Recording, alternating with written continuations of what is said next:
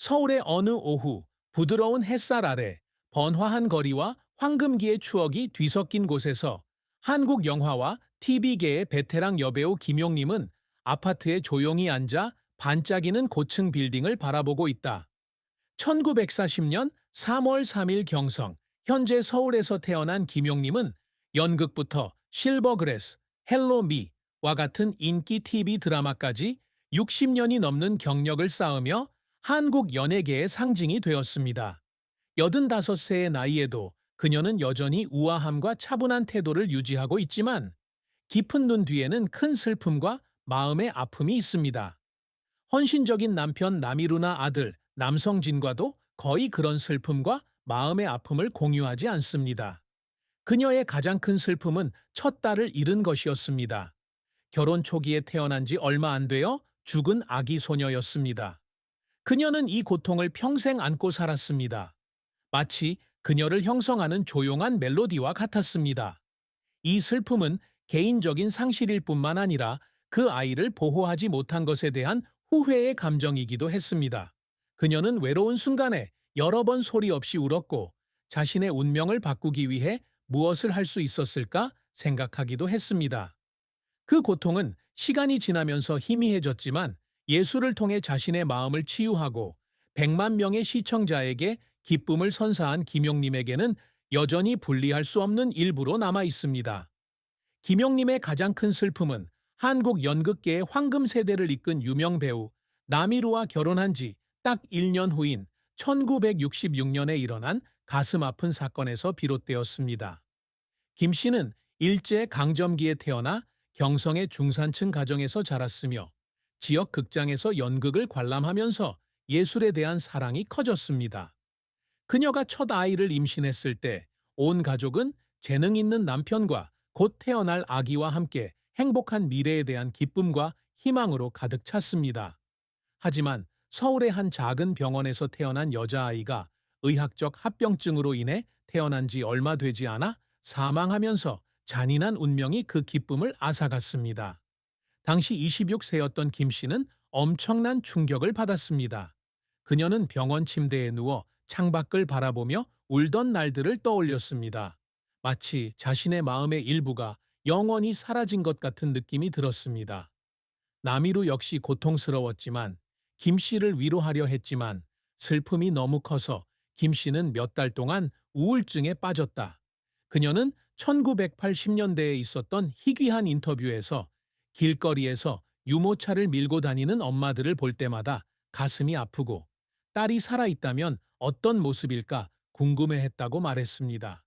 그녀는 그 어려운 시기에 한국 의학이 제한적이라는 사실을 깨닫고 더 나은 병원을 찾지 못한 것을 자책하며 고통이 더욱 컸습니다. 그녀는 나중에 남성진이라는 아들을 낳았고 그는 그녀에게 가장 큰 위안이 되었지만 딸을 잃은 슬픔은 결코 치유되지 않는 상처로 남아 행복의 연약함과 회복력의 강인함을 일깨워 줍니다.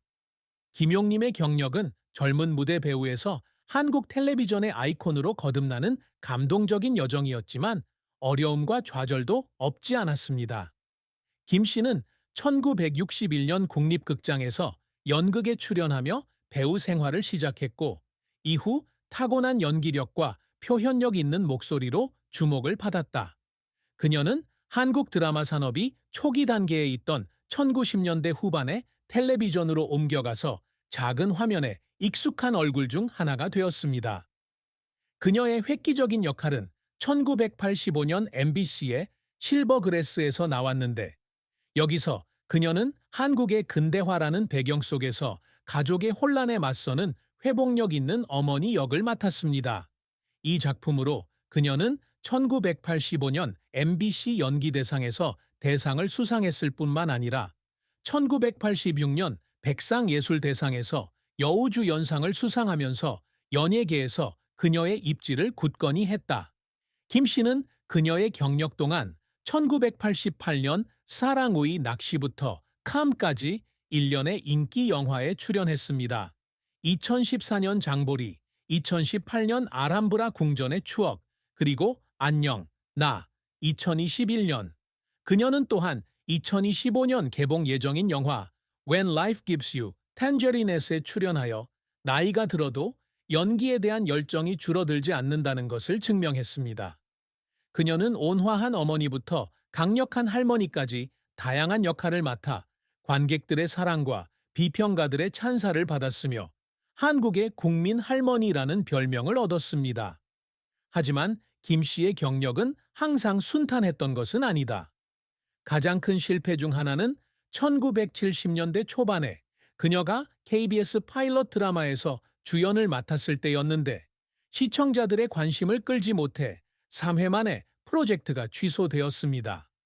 영화 취소를 알리는 기자회견이 끝난 후 김 씨는 조용히 집으로 돌아와 울었다. 마치 관객들이 그 이야기를 믿도록 설득하는 데 실패한 것 같은 기분이었다. 또 다른 어려움은 1980년대에 있었는데 당시 그녀는 겨우 40대였음에도 불구하고 주연을 맡기에는 너무 늙었다고 여겨진 여러 감독에게 거절당했습니다. 그런 거절들로 인해 그녀는 자신에 대한 의심을 품게 되었고 밤늦게까지 거실에 앉아 대본을 읽다가 다음날 아침에 거절 전화를 받는 날도 있었습니다. 그녀는 오디션에 실패한 후 자신의 경력이 끝났다고 두려워하며 눈물을 흘린 적이 있습니다. 또 다른 어려움은 일과 가정의 균형을 맞추는 데 따른 압박인데 특히 남성진이라는 아들을 낳은 후에는 더욱 그렇습니다. 그녀는 자정까지 촬영을 해야 하는 날도 있었고 집에 돌아와 보니 아들이 이미 잠들어 있는 것을 보고 아들과 더 많은 시간을 보내지 못해 죄책감을 느끼기도 했습니다. 하지만 김 씨는 실패할 때마다 다시 일어나 연기가 관객과 소통하고 마음의 상처를 치유하는 방법이라는 믿음으로 계속해서 작업하고 있습니다. 카메라 앞에서 연기하는 법을 배우는 것부터 복잡한 역할을 맡는 것까지 그녀의 끊임없는 노력은 예술을 최우선으로 하는 그녀의 헌신을 증명합니다. 김용님이 항상 열망해온 업적은 단지 유명한 배우가 되는 것만이 아니라 자신의 재능을 사용하여 영감을 주고 지속 가능한 유산을 남기는 것입니다. 그녀의 가장 큰 목표 중 하나는 한국인의 일상 이야기를 반영하는 현실적인 역할을 선보이는 것입니다. 그녀가 실버그래스에서 맡은 역할은 좋은 예인데 그녀는 단순히 연기만 하는 것이 아니라 전후 한국의 역사와 문화를 깊이 있게 연구하고 전통시장을 방문하여 그 당시 어머니들의 삶을 더 잘 이해하려고 노력했습니다. 시청률 기록을 경신하고 수많은 상을 휩쓴 이 영화의 성공은 그녀에게 가장 큰 자랑거리인데 이 영화를 통해 젊은 관객들은 이전 세대의 희생을 더 잘 이해할 수 있게 되었기 때문이다. 김 씨는 또한 다재다능한 예술가로서 자리매김하기를 갈망합니다. 그녀는 힘들고 시간이 많이 걸리는 작업에도 불구하고 1990년대까지 텔레비전 출연 외에도 무대극에 계속 출연했습니다.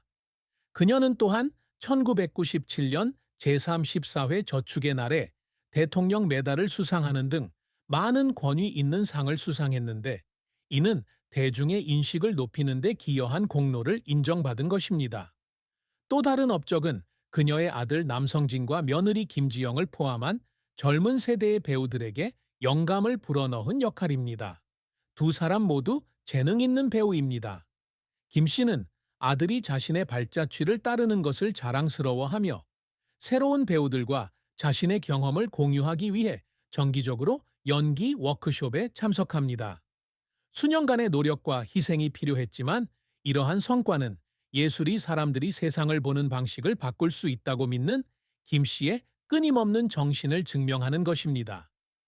김용님의 사랑과 결혼은 동반자 관계와 지속 가능성에 대한 이야기이지만 동시에 깊은 슬픔에 대한 이야기이기도 합니다.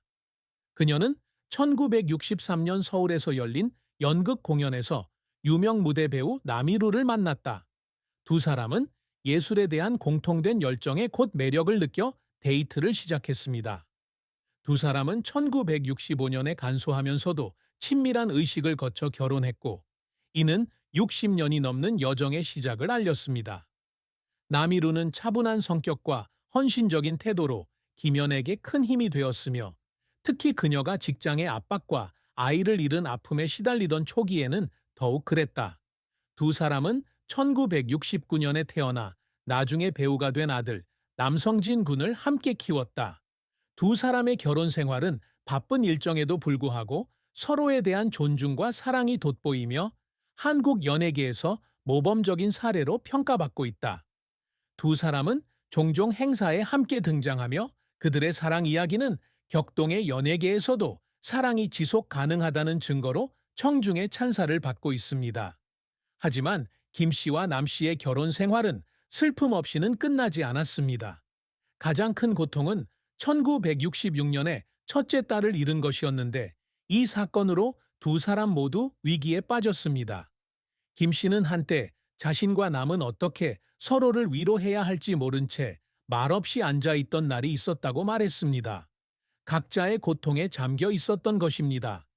김 씨는 이 상실이 두 사람의 관계에 영향을 미칠 것을 걱정하면서 슬픔이 더욱 깊어졌지만 남 씨의 이해심과 인내심이 두 사람이 슬픔을 극복하는 데 도움이 되었습니다. 또 다른 슬픈 점은 직장과 가정의 균형을 맞춰야 한다는 압박감입니다. 바쁜 여배우인 김 씨는 영화 촬영을 위해 집을 비우는 경우가 많고 남성진과 함께 하고 싶은 만큼 함께 있지 못해 죄책감을 느낄 때도 있습니다. 그녀는 1970년대 어느 날 부산에서 한 달간 촬영을 마치고 집으로 돌아와 남 씨가 성진 씨를 혼자 돌보고 있는 모습을 보고 아내이자 어머니로서 실패했다고 느껴 울었다고 회상했습니다. 하지만 그들의 사랑은 모든 어려움을 극복했습니다. 1980년 제주도 여행이나 함께한 대본 리딩과 같은 순간들은 그들의 호환성과 오랜 세월을 보여줍니다. 김 씨는 남 씨를 모든 폭풍 속에서도 나를 굳건히 지켜준 동반자라고 말한 적이 있는데 이는 그녀의 삶에서 사랑이 얼마나 큰 힘을 발휘하는지를 보여주는 증거입니다. 김용림 씨의 재산은 공개적으로 공개되지 않았지만 60년이 넘는 경력에서 이룬 그녀의 성공을 반영할 뿐만 아니라 그녀와 그녀의 가족이 이어온 소박한 생활 방식을 보여줍니다. 마이 드라마 리스트와 IMDb 등의 출처에 따르면 2025년 현재 그녀의 순자산은 약 150만입니다.